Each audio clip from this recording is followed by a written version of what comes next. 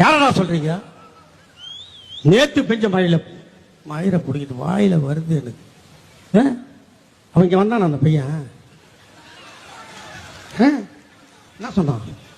போக்குவரத்து துறை மந்திரியா இருக்கிறாரு, அவர் ஊர்ல பஸ் நல்லா இல்லை. எல்லாம் நாங்க திரிசா மாதிரியே பஸ் விட முடியுமாண்ணா?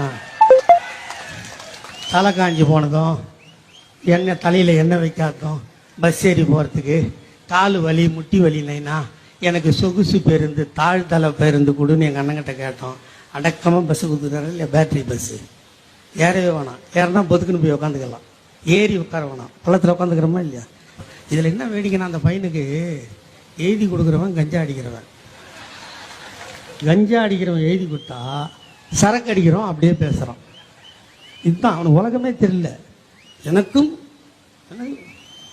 ஒன்று டிவிக்கே, இன்னொன்று டேய் எங்கள் அண்ணன் நடந்து போனாருன்னா அவர் உந்து போதில்லை மயிறு, அது கூட நட்டுக்கு தண்டா கீழே விழும். அதில் வேற நாங்கள் கோடி கோடியாக கொள்ளை அடித்து வச்சுக்கிறோமா, அவர் உழைச்சி சம்பாதிச்சான். போடா ஊர் தாலி அர்த்தவனை 10 ரூபா டிக்கெட்டை 2000 ரூபாய்க்கு விற்றவன் படுபாவி அவன்.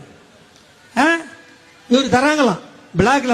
அந்த ஃபர்ஸ்ட் 3 நாள் பிளாக்ல வித்து அந்த டிவிக்கே தொண்டன் தாலியெல்லாம் அறுத்து அவன் வீட்டுல நகையத்தும் போய் அடமானம் வச்சு 2000 ரூபாய்க்கு டிக்கெட் வித்து அந்த பணத்துல ஏசி பஸ் ஒரு ஷேர் ஆட்டோவை சேசி எக்ஸ்ட்ரா வச்சா கேஸ் பண்ணுமா இல்லையா? அந்த ஒக்கலை ஓழி என்னடா பண்ண போற? அதுல ஒரு ஆள் தான்டா போற. அவ்வளோ பெரிய பஸ் நான் படுத்து உருளுவியா? எதுக்குடா அவ்வளோ பெருசு? தயவு செய்து சொல்றேன், அவன் எதனா சொல்லியும் போட்டோம். இந்த சமத்துவம் சகோதரத்துவம்லாம் வேணாம். நீங்கள் ஒன்று அந்த பஸ்ஸை இட்டுன்னு வந்து சொல்லி ஆர்டிஓ ஆஃபீஸில் செக் பண்ணுங்க, லென்த்து நியாயமாக இருக்குதா, அவ்வளோ நீட்டு இருக்கலாமா? ஏங்க ஆனாங்க நான் திமுகல காலகாலமாக உழைக்கிறேன், என் நம்பர் போர்டில் கருப்பு சிவப்பு ஸ்டிக்கர் ஒட்டினா கேஸ் போடுறாங்க டிராஃபிக் போலீஸு. ஏன் ஆச்சு தானே? அவனுக்கு மட்டும் என்ன அது பர்மிஷனு?